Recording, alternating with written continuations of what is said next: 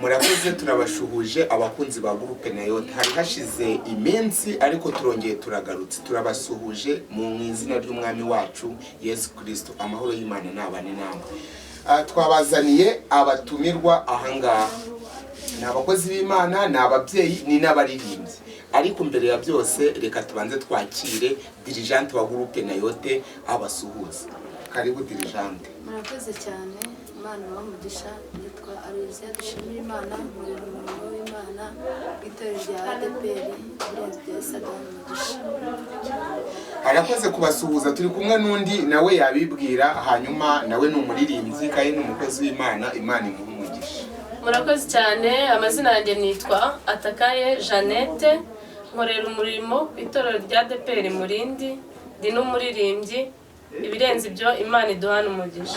Oh wow, tugiye kubakira rero, mutubwiye ko muri abaririmbyi ku buryo buri muntu atugezaho indirimbo zigashimisha abadukurikiye, hari hashize n'igihe batababona.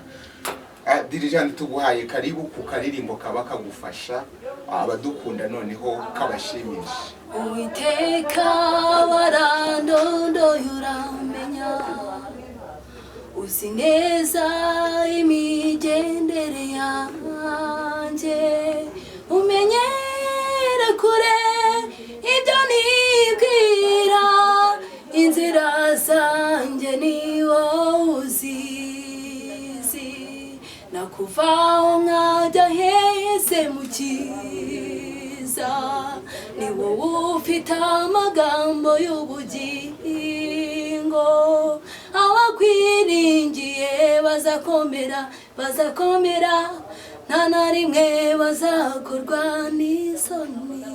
Amen, amen, amen. Arakoze cyane, Imana imuhe umugisha. Ntabwo bari baguhemutse. Yego, ntabwo ari we wenyine, twabazaniye n'umutumirwa kandi ni umuririmbyi twizera kandi Imana iramwizera. Reka tukwakire nawe ku ndirimbo iri kugufasha.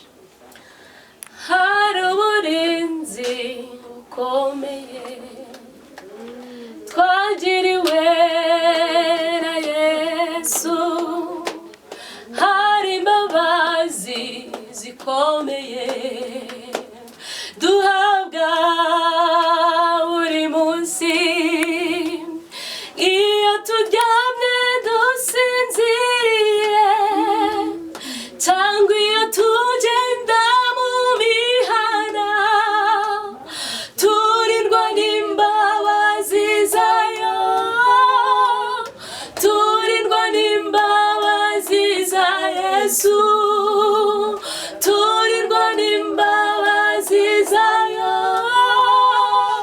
turirwa n'imbabazi za Yesu. Amen. Mana nihabwe icyubahiro kandi mukomereze aho ngaho. Bakunzi ba groupe Nayote rero, ibiganiro nakagaruka tuzongera dusubire, umwami Imana bane namwe. Murakoze cyane.